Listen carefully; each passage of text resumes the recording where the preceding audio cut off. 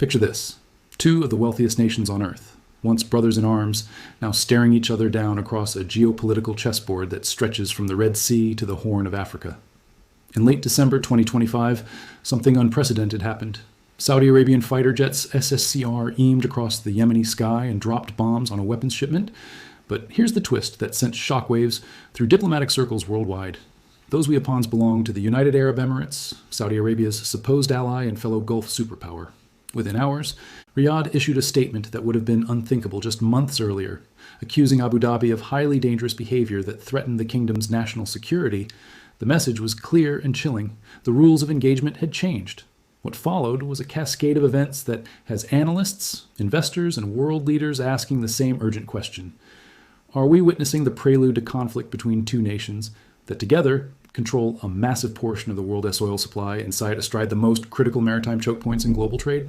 To understand how we arrived at this precipice, we need to rewind the clock and examine the partnership IP that once seemed unbreakable. For years, Saudi Arabia and the United Arab Emirates were practically joined at the hip, presenting a unified front on virtually every major regional issue. When Mohammed bin Salman rose to power as Saudi Arabia's crown prince in 2015, he and UAE President Mohammed bin Zayed, often called MBZ, formed what appeared to be an unshakable partnership built on shared threat perceptions and aligned ambitions. They saw eye to eye on nearly everything: the existential threat posed by Iran's revolutionary ideology and regional expansionism, the danger of political Islam spreading across the Middle East through groups like the Muslim Brotherhood, and the urgent need for aggressive military intervention in Yemen to push back against the Houthi rebels who had seized the capital and threatened to bring Iranian influence right to Saudi Arabia's southern border. In 2015, when the Houthis, a Shiite Islamist movement backed by Iran, seized Yemen's capital Sana'a and effectively overthrew the internationally recognized government, the threat seemed immediate and dire. Yemen shares an 800-mile border with Saudi Arabia. The prospect of an Iranian-aligned militant group controlling that entire frontier was intolerable from Riyadh's perspective. Saudi Arabia and the UAE intervened together, launching a military coalition that would reshape Yemen's civil war for years to come and draw both nations into a protracted conflict that would test their resources, their resolve, and ultimately their relationship. Back then, they presented a united front to the world. The UAE lent crucial support to Saudi OP rations, providing ground forces, air support, naval blockade enforcement, and military expertise that complemented Saudi Arabia's massive air campaign and logistical capabilities. Emirati special forces earned a reputation for effectiveness on the ground, while Saudi Arabia provided the strategic air power and political leadership for the coalition. But beneath this surface unity, cracks were already forming, though few observers noticed them at the time or understood their significance.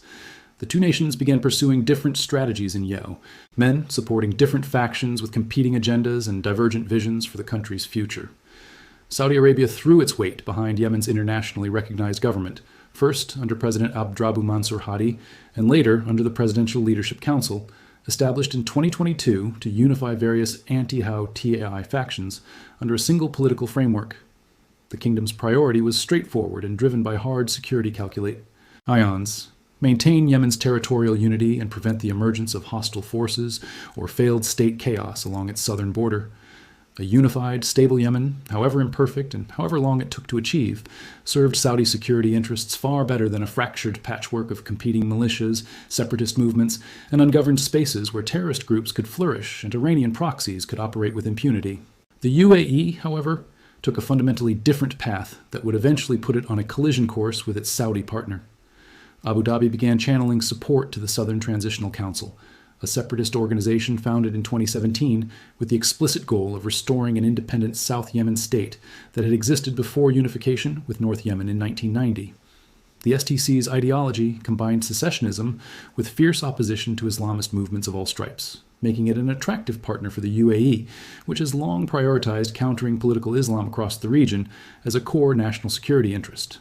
The UAE saw the STC as a bulwark against both the Houthis and the Muslim Brotherhood-affiliated Isla party that enjoyed Saudi backing. Abu Dhabi helped the STC build up military forces, including the Security Belt Forces, the Elite Forces, and other units that operated semi-independently from the official Yemeni government STR, Akcher. The UAE also imported fighters from Sudan's Rapid Support Forces to assist its proxies in Yemen, a decision that would later come back to haunt the relationship when the RSF became a major flashpoint in Saudi-UAE tensions.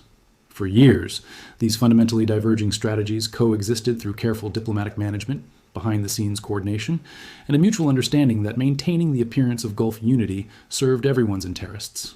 Both countries maintained the facade of solidarity, smoothing over disagreements with summit meetings, carefully choreographed PA opportunities, and ritualistic declarations of brotherhood and shared purpose. The Gulf Cooperation Council, designed to project solidarity among the 6 Arabian Peninsula monarchies and provide a united front against external threats, provided diplomatic cover for what were becoming increasingly obvious contradictions in Saudi and Emirati foreign policies. Neither country wanted to acknowledge publicly that their approaches to Yemen and other regional issues were drifting apart, because doing so would undermine the coalition they had built and hand propaganda victories to their adversaries, particularly Iran. But by 2025, the tension reached a breaking point that could no longer be papered over with diplomatic niceties. In early December, UAE-backed STC forces launched a rapid military high offensive that caught many observers by surprise with its speed and scope. Within just a few days, they had seized control of the Hadramaut and Mara governorates in southeastern Yemen, oil-rich provinces that share a direct border with Saudi Arabia and contain critical infrastructure, including ports and energy facilities. What made this particularly alarming for Riyadh was not just the territorial gains themselves, but who the STC was fighting to achieve them. These weren't Houthi militants or al-Qaeda operatives or other enemies of the coalition. STC forces were seizing territory from Saudi-backed government forces, effectively turning supposed allies into adversaries on the battlefield and exposing the fiction that everyone was fighting on the same side against a common enemy. From Saudi Arabia's perspective, this was a line being crossed in the most flagrant way imaginable. Here was the UAE, supposedly a partner in the anti-Houthi coalition, actively supporting forces that were attacking Saudi-backed government troops and seizing control of provinces right on the kingdom's border. The symbolism was Deva, stating, but the strategic implications were even worse. Saudi analysts increasingly viewed the STC's objectives as nothing less than carving out a southern Arabia that would be functionally independent and aligned with Emirati rather than Saudi interests. The prospect of an Emirati client state on Saudi Arabia's southern frontier, replacing a unified Yemen that Riyadh could influence, represented a fundamental threat to Saudi security architecture in a way that demanded an immediate and forceful response. Saudi Arabia's response was swift, decisive, and unprecedented in the history of Gulf Cooperation Council relations. On December 27th, Saudi warplanes conducted strikes near STC positions in Hadramaut province, essentially firing warning shots across the bow to signal Riyadh's extreme displeasure and willingness to use military force to defend its interests. The message was clear: back down or face escalation. And when the UAE apparently didn't get the message or chose to ignore it and continue supporting the STC offensive, things escalated dramatically in a way that shattered any remaining pretense of business as usual. On December 30th, Saudi forces bombed a shipment at the strategic port of Mukalla that Riyadh claimed contained weapons and combat vehicles supplied by the UAE and destined for STC forces. This wasn't a case of mistaken identity or collateral damage or an accidental engagement. This was Saudi Arabia deliberately and with clear intent striking assets belonging to the UAE, a fellow member of the Gulf Cooperation Council, and a nation with which it had supposedly been coordinating military operations for nearly a decade. The kingdom followed up the military action with a public statement that used language rarely, if ever, seen in Gulf diplomacy, which typically values face-saving ambiguity and indirect communication. Saudi Arabia accused the Emirates directly and by name of endangering Saudi national security through highly dangerous actions that violated the principles of Gulf solidarity and threatened regional stability. For a region where disputes are traditionally managed quietly behind palace doors and disagreements are smoothed over with diplomatic language, so vague it barely acknowledges the existence of any problem, this public confrontation. Stick missiles, Iran's support for terrorist proxies like Hamas, Hezbollah, and the Houthis, the regime's broader destabilizing activities across the region. None of it discussed. From Tehran's perspective, this was exactly what they wanted. Their position. Foreign Minister Araghchi stated unequivocally on February 11th that Iran's missile program is not up for negotiation. He declared that no one can make the slightest encroachment on Iranian missiles. Not now, not ever. Rear Admiral Ali Shamkhani, Secretary of Iran's Defense Council, echoed this message, calling the Islamic Republic's missile capability non-negotiable under any circumstances. Iran's position is that their ballistic missiles are a matter of national defense, a sovereign right that no foreign power has any authority to restrict. They point to the Nuclear Non-Proliferation Treaty, which they claim gives them the right to pursue peaceful nuclear activities, including uranium enrichment for civilian purposes.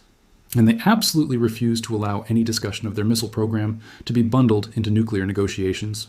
The Iranian argument goes something like this. We are surrounded by hostile powers. We have American military bases in Iraq, in Afghanistan, in the Gulf states. We have Israel, which possesses nuclear weapons and has repeatedly threatened to attack KUs. We have Saudi Arabia, purchasing hundreds of billions of dollars in advanced American weaponry. How are we supposed to defend ourselves? Our missiles are our deterrent. They're the guarantee that if we are attacked, we can strike back. Take away our missiles and we're defenseless. That's the Iranian perspective, and it's one that resonates with Iranian nationalists across the political spectrum, even those who oppose the Islamic Republic's clerical leadership. But this argument ignores a crucial fact. Iran isn't just developing missiles for defensive purposes. Iran has spent decades building an offensive missile capability specifically designed to threaten its neighbors and to deter any military action against the regime. Iran has transferred missile technology to Hezbollah in Lebanon, which now possesses an arsenal larger than that of most countries. Iran has provided missiles and drones to the Houthis in Yemen, who have used them to attack Saudi Arabia and to threaten international shipping in the Red Sea. Iran has armed militias in Iraq and Syria with missiles and rockets that have been used to attack American forces in Israeli positions. This isn't defensive. This is power projection. This is Iran building the capability to wage war across the entire Middle East without ever risking direct confrontation. This is where the tension between Trump and Netanyahu becomes almost unbearable. Trump sees an opportunity for a deal. He's built his entire political brand on being the ultimate dealmaker, the guy who can negotiate anything with anyone. He pulled the United States out of the original Iran nuclear deal, the Joint Comprehensive Plan of Action negotiated under President Obama, specifically because he said it was a terrible deal that gave away too much and got too little in return. Now he wants to prove he can do better. He wants his Iran deal, one that he can point to as a major foreign policy achievement. And based on his public statements, he seems willing to accept an agreement that focuses primarily on nuclear restrictions, even if it doesn't address missiles or proxies. Netanyahu, on the other hand, sees this approach as dangerously naive and potentially catastrophic for Israeli security. Israel's position, articulated repeatedly by Netanyahu and his national security team, is that any agreement with Iran must be comprehensive. It cannot just address the nuclear file while ignoring the missile threat and the proxy networks. From Jerusalem's perspective, these aren't separate issues. They're all part of a singy. Lee integrated Iranian strategy to dominate the Middle East and ultimately to destroy Israel. The nuclear program provides the ultimate weapon. The missiles provide the delivery system. Lee integrated Iranian strategy to dominate the Middle East and ultimately to destroy Israel. The nuclear program provides the ultimate weapon. The missiles provide the delivery system. And the proxies provide the means to wage war against Israel while maintaining deniability, allowing Iran to attack Israel without facing direct retaliation against Iranian territory. Think about it from Israel's point of view. Hezbollah, Iran's most powerful proxy, has an estimated 150,000 rockets and missiles aimed at Israel from positions in southern Lebanon. That's more firepower than most national militaries possess. During the 2006 war between Israel and Hezbollah, Hezbollah fired about 4,000 rockets at Israel over 34 days. Imagine what the could do with 150,000 rockets. Now add Hamas in Gaza, which, despite being weakened by Israeli operations, still retains thousands of rockets. Add the Houthis in Yemen, who have demonstrated the ability to strike targets in Saudi Arabia and the United Arab Emirates, putting them within range of southern Israel. Add the militias in Iraq and Syria, positioned along Israel's northeastern border. All of these groups are armed, trained, funded, and directed by Iran. They're essentially extensions of Iranian military power, allowing Tehran to threaten Israel from multiple directions simultaneously. Now imagine this scenario. Iran completes its nuclear weapons program or gets very close to breakout capability. Iran also achieves its goal of 8,000 ballistic missiles, and Iran maintains its network of well-armed proxy forces surrounding Israel. In this scenario, Iran has multiple options for attacking Israel. It could use its proxies to launch sustained rocket attacks, forcing Israel to expend its missile defense interceptors. Once Israeli defenses are depleted or overwhelmed, Iran could launch its ballistic missiles, potentially tipped with nuclear warheads, knowing that Israel's ability to defend itself has been compromised. Or Iran could simply maintain this capability as a deterrent, preventing Israel from taking any military action against Iranian interests anywhere in the region. Either way, Israel's strategic situation becomes untenable. This is why Netanyahu is so insistent that any deal must be comprehensive. Restricting the nuclear program while allowing Iran to build 8,000 missiles doesn't make Israel safer. It just ensures that when Iran eventually does acquire nuclear weapons, or gets close enough to weapons capability that the distinction doesn't matter, they'll have an unstoppable delivery system already in place. And there's historical precedent for Netanyahu's concerns. The original Iran nuclear deal, the Joint Comprehensive Plan of Action, restricted Iran's nuclear program for a period of time. It reduced Iran's uranium stockpile, limited enrichment activities, and established an inspection regime. But it did nothing about Iran's missile program. It did nothing about Iran's proxy networks. In fact, the sanctions relief that came with the deal provided Iran with billions of dollars that the regime then used to fund Hezbollah, Hamas, the Houthis, and various militias across the region. Between 2015, when the JCPOA was signed, and 2018, when Trump withdrew from it, Iran became more dangerous, not less. Yes, the nuclear program was constrained, at least temporarily. But Iran's regional power grew substantially. Hezbollah's arsenal expanded dramatically. Iran entrenched itself in Syria. The Houthis in Yemen received more sophisticated weapons. Hamas rebuilt its capabilities in Gaza. Iraq fell increasingly under Iranian influence. All of this happened during the JCPOA era, funded in part by the economic benefits Iran received from sanctions relief. Israeli officials watched this unfold with growing alarm, repeatedly warning that the nuclear deal was making Iran stronger in ways that would ultimately threaten Israel's existence. So, Netanyahu boarded his plane for Washington, carrying with him something he believed could change Trump's mind. Fresh intelligence, the latest assessments from Mossad, from Israeli military intelligence, from all the sources Israel has cultivated over decades of monitoring the Iranian threat. This intelligence reportedly detailed Iran's rapid progress in rebuilding its missile capabilities. It showed the facilities where missiles are being manufactured, deep underground installations designed to survive aerial bombardment. It showed the testing programs, with Iran conducting launches to verify that new missiles meet specifications. It showed the command and control networks being rebuilt after the June strikes. It showed supply chains, both domestic and international, bringing in components and materials needed for missile production.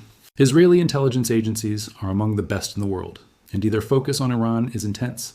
Israel has human sources inside Iran, agents who provide information from within the Iranian government, military and scientific establishment. Israel has technical collection capabilities, satellites that photograph Iranian facilities, cyber operations that penetrate Iranian computer networks, signals intelligence that intercepts Iranian communication. NS Israel has built a comprehensive intelligence picture of Iranian capabilities, and that picture is deeply alarming. The intelligence Netanyahu brought to Washington reportedly showed the SILE inventory faster than anyone outside of Iran expected. The production lines are running, the testing is proceeding, the inventory is growing. And why diplomatic channels are working overtime to prevent disaster? We need to understand what led us here.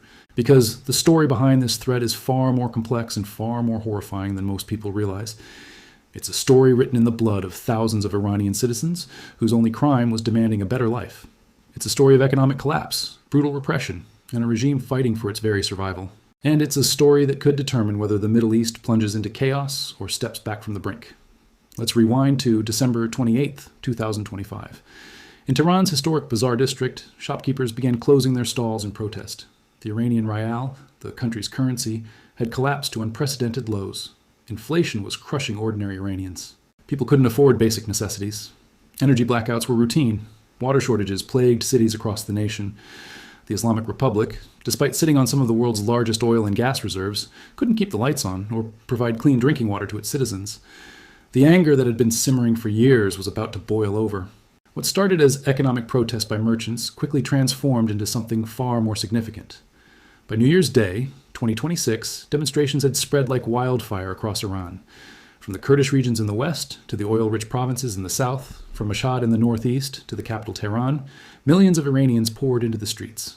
They weren't just demanding economic reforms anymore. They were demanding fundamental change. They were challenging the very foundation of the Islamic Republic itself. The chants echoing through Iranian cities weren't about bread and jobs anymore.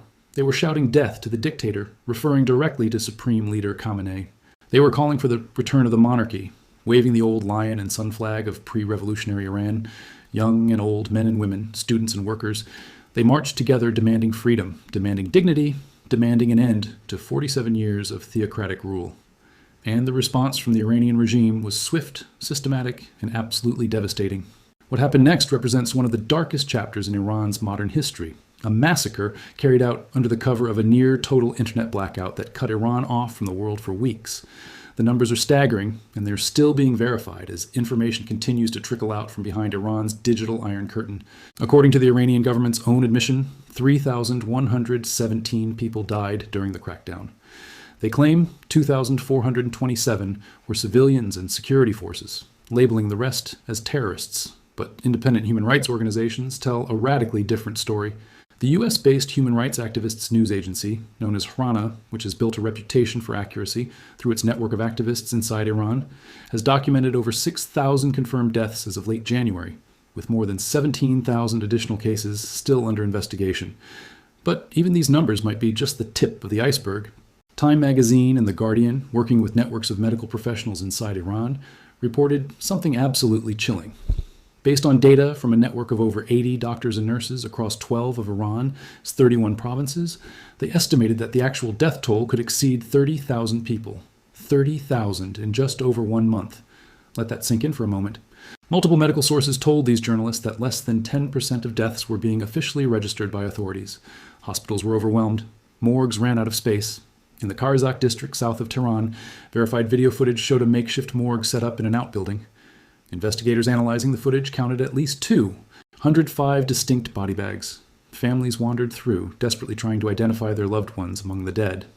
One medical worker from Mashhad told Amnesty International that on the night of January 9th alone, 150 bodies of young protesters were brought to a single hospital and then quickly transported to a cemetery before families could even identify them.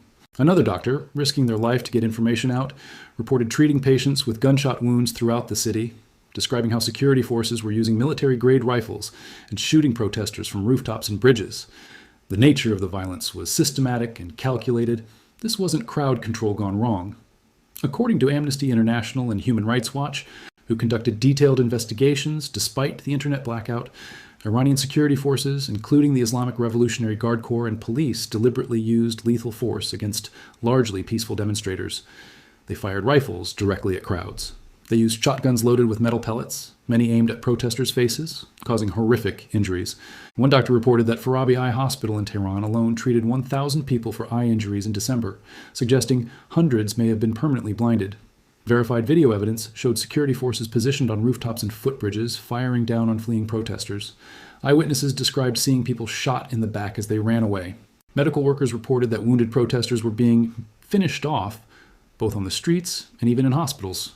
Families were pressured to sign false statements claiming their loved ones were government supporters rather than protesters, with authorities sometimes refusing to release bodies until families complied. And the arrests were equally massive in scale. Over 49,000 people were detained according to Hrana, swept up in nighttime raids, grabbed during protests, even taken from hospitals where they sought treatment for injuries. Many disappeared into the regime's detention system with no contact allowed with families or lawyers. Reports emerged of torture, sexual assault, and forced confessions. Iranian state television broadcast videos of detainees, including teenage girls, confessing to leading riots, confessions almost certainly extracted under duress. The head of Iran's judiciary visited detention facilities and emphasized the need for swift trials and punishment, ominously stating that if action wasn't taken quickly, it wouldn't have the same effect. The prosecutor general had already declared all protesters to be mohareb, enemies of God, a charge that carries the death penalty under Iran's legal system. Sedition charges, also punishable by death, were being prepared en masse. Trump laid out 2 red lines that, if crossed, would trigger American military action. The first was continued killing of peaceful protesters. The second was mass executions of those detained. But Trump also began talking increasingly about Iran's nuclear program, an issue that had supposedly been addressed when the United States and Israel launched a 12-day war against Iran back in June of last year. During that conflict, American forces bombed 3 of Iran's key nuclear facilities at Fordow, Isfahan, and Natanz. The attacks were meant to set Iran's nuclear program back years. But satellite imagery and intelligence reports now suggest Iran might be trying to rebuild what was destroyed, possibly using concealment techniques to hide their activities from overhead surveillance. And this brings us back to that moment on Sunday in Tehran, when Khamenei stood before his supporters and issued his stark warning. The Americans must be aware that if they wage a war this time, it will be a regional war. He emphasized that Iran doesn't seek to attack any country, that they're not the instigators, but that the Iranian nation will deliver a firm blow to anyone who attacks or harasses them. But then Khamenei went further, revealing the regime's narrative about what happened during the protests. He called the demonstrations a coup attempt, claiming that sensitive government centers, police stations, Revolutionary Guard facilities, banks, and mosques were attacked. He accused protesters of burning copies of the Quran and attempting to destroy the infrastructure of the state. He labeled the entire uprising as sedition orchestrated by foreign powers, specifically the United States and Israel. In Khamenei's telling, the thousands who died weren't protesters murdered by security forces. They were either terrorists funded by America and Israel, or security personnel and innocent bystanders killed by these so-called terrorists. This narrative, as divorced from documented reality as it is important because it reveals how the regime is framing the crisis both domestically and internationally. They're not admitting to massacring their own citizens. They're claiming they defended the nation against a foreign-backed coup attempt. And they're using this framing to justify both the crackdown and their defiant stance against American pressure. The timing of Khamenei's speech was also significant. He spoke during the commemoration of Ayatollah Khomeini's return from exile in 1979, the event that triggered the Islamic Revolution and overthrew the American-backed Shah. The symbolism was clear. Just as Iran resisted American influence then, they will resist it now.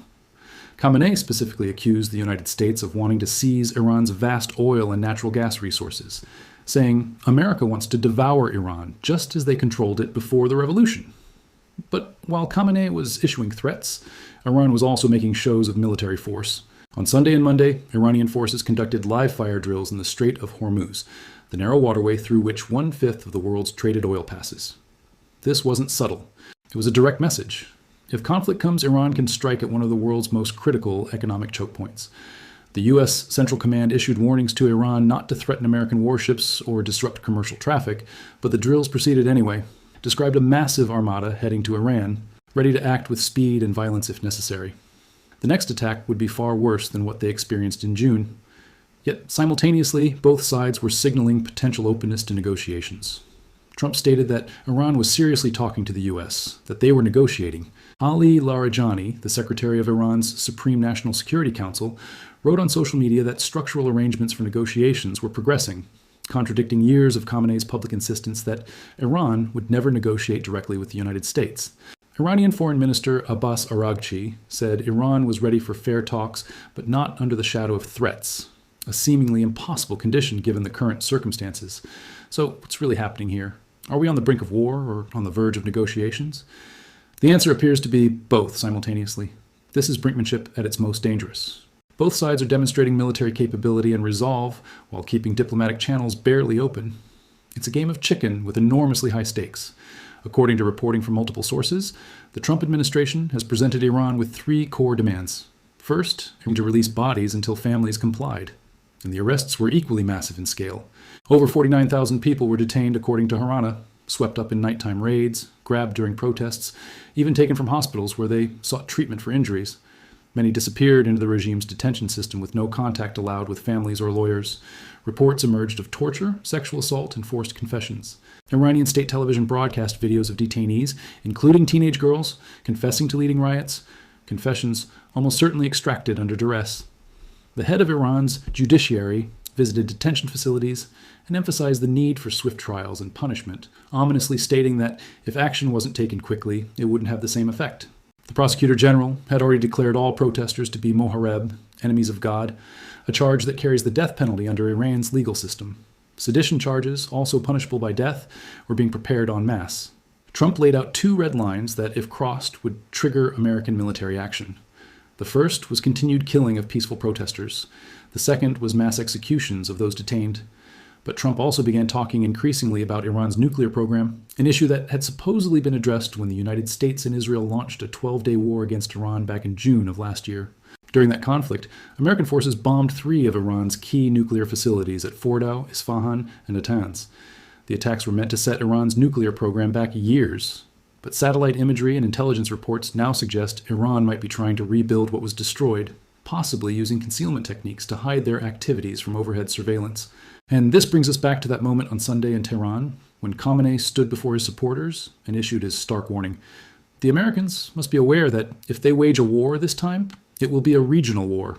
He emphasized that Iran doesn't seek to attack any country, that they're not the instigators, but that the Iranian nation will deliver a firm blow to anyone who attacks or harasses them. But then Khamenei went further, revealing the regime's narrative about what happened during the protests. He called the demonstrations a coup attempt, claiming that sensitive government centers, police stations, Revolutionary Guard facilities, banks, and mosques were attacked. He accused protesters of burning copies of the Quran and attempting to destroy the infrastructure of the state. He labeled the entire uprising as sedition orchestrated by foreign powers, specifically the United States and Israel. In Khamenei's telling, the thousands who died weren't protesters murdered by security forces. They were either terrorists funded by America and Israel, or security personnel and innocent bystanders killed by these so-called terrorists. This narrative, as divorced from documented reality as it is important because it reveals how the regime is framing the crisis both domestically and internationally. They're not admitting to massacring their own citizens. They're claiming they defended the nation against a foreign-backed coup attempt. And they're using this framing to justify both the crackdown and their defiant stance against American pressure. The timing of Khamenei's speech was also significant. He spoke during the commemoration of Ayatollah Khomeini's return from exile in 1979, the event that triggered the Islamic Revolution and overthrew the American-backed Shah. The symbolism was clear. Just as Iran resisted American influence then, they will resist it now. Khamenei specifically accused the United States of wanting to seize Iran's vast oil and natural gas resources, saying America wants to devour Iran just as they controlled it before the revolution. But while Khamenei was issuing threats, Iran was also making shows of military force. On Sunday and Monday, Iranian forces conducted live-fire drills in the Strait of Hormuz, the narrow waterway through which 1/5 of the world's traded oil passes. This wasn't subtle. It was a direct message. If conflict comes, Iran can strike at one of the world's most critical economic choke points. The U.S. Central Command issued warnings to Iran not to threaten American warships or disrupt commercial traffic, but the drills proceeded anyway, described a massive armada heading to Iran, ready to act with speed and violence if necessary. The next attack would be far worse than what they experienced in June. Yet simultaneously, both sides were signaling potential openness to negotiations. Trump stated that Iran was seriously talking to the U.S., that they were negotiating. Ali Larijani, the secretary of Iran's Supreme National Security Council, wrote on social media that structural arrangements for negotiations were progressing, contradicting years of Khamenei's public insistence that Iran would never negotiate directly with the United States. Iranian Foreign Minister Abbas Araghchi said Iran was ready for fair talks, but not under the shadow of threats, a seemingly impossible condition given the current circumstances. So what's really happening here? Are we on the brink of war or on the verge of negotiations? The answer appears to be both simultaneously. This is brinkmanship at its most dangerous. Both sides are demonstrating military capability and resolve while keeping diplomatic channels barely open. It's a game of chicken with enormously high stakes. According to reporting from multiple sources, the Trump administration has presented Iran with 3 core demands. First, Iran must end all uranium enrichment and dispose of its existing stockpiles, essentially dismantling any capability to develop nuclear weapons. Second, Iran must limit its ballistic missile program, the delivery systems that make Iranian military power a regional threat. Third, and perhaps most significant, Iran must cease all support for its network of proxy forces across the Middle East, including Lebanese Hezbollah, Palestinian Hamas, Yemen's Houthi rebels, and various militias in Iraq and Syria. For Iran to accept these demands would mean fundamentally abandoning the strategic posture they have developed over 4 decades. The nuclear program, the missile arsenal, and the network of regional allies are the pillars of Iranian power and deterrence. They're how a relatively isolated nation of 85 million has been able to project influence across a region dominated by adversaries with far greater wealth and backing from global powers. Accepting Trump's demands would be tantamount to strategic surrender. Yet the alternative might be American military action that could be even more devastating than what Iran experienced in June.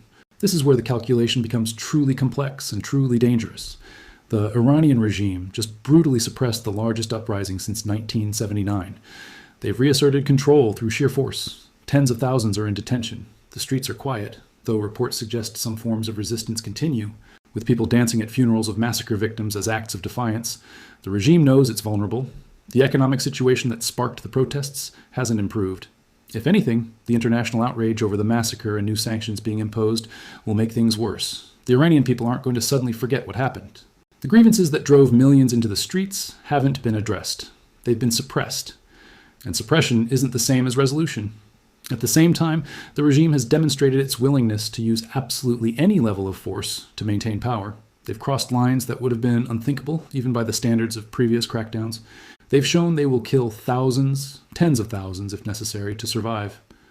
This creates a psychological dynamic where the regime might believe they have nothing left to lose.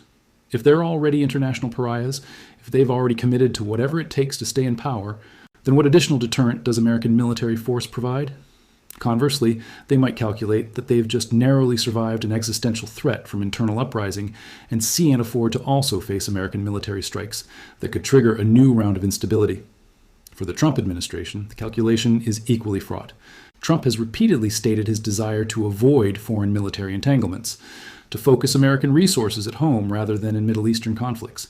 He's referenced his new national defense strategy, which emphasizes rationalized global military posture and hemispheric defense. Getting drawn into a major military confrontation with Iran contradicts these stated priorities. Yet Trump has also made very public threats and deployed significant military assets to the region.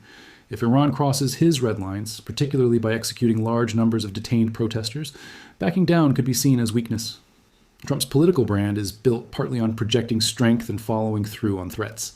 Moreover, the situation has taken on additional layers of complexity with international involvement. The European Union recently designated Iran's Revolutionary Guard Corps as a terrorist organization in response to the protest crackdown. This was a significant escalation, as the Guard is not just a military force, but a massive economic and political power structure that controls large portions of Iranian industry and answers directly only to Khamenei. Iran responded by reciprocally designating all European Union military forces as terrorist organizations. Iranian parliamentarians showed up to the legislature wearing Revolutionary Guard uniforms in solidarity, chanting "Death to America" and "Death to Israel." The Speaker of Parliament accused Europeans of shooting themselves, so now we have Iran potentially facing not just American pressure, but coordinated Western pressure, though it's unclear how much actual coordination exists versus parallel actions. Iran's regional allies have also begun weighing in with their own threats. The Houthi rebels in Yemen, backed by Iran, have warned they could resume attacks on shipping in the Red Sea if needed. The leader of Iraq's Kataib Hezbollah militia warned that war on the Islamic Republic would not be a picnic, and that enemies would taste the bitterest forms of death. Lebanese Hezbollah, one of Iran's most powerful allies, has been more circumspect, but their leader, Sheikh Naim Qassem, stated that while he'd been asked directly whether Hezbollah would intervene if America and Israel attacked Iran, he wouldn't answer, but emphasized they were preparing for possible aggression and determined to defend against it. The prospect of Hezbollah, with its arsenal of rockets and missiles, entering a conflict against Israel while America strikes Iran, is the kind of regional war that Khamenei was warning about. It's not hard to imagine the scenario. American strikes on Iranian targets, Iranian missile strikes on American bases and possibly on Israel. Israeli retaliation, Hezbollah attacking from Lebanon, Houthis attacking shipping and possibly Saudi targets, Iraqi militias striking American personnel, Syria getting involved. Any serious conflict that disrupts traffic through the strait would send global energy prices soaring. Oil at $150 or $200 a barrel is not inconceivable in a major conflict scenario, hitting every economy, particularly those already struggling with cost of living crises. The global economy, still recovering from pandemic disruptions and dealing with various ongoing tensions, would face another massive shock. And that's assuming the conflict remains conventional. The strikes last June were meant to destroy that capability. If Iran has been rebuilding, if there's suspicion they're closer to a weapon than previously thought, would that change the calculus?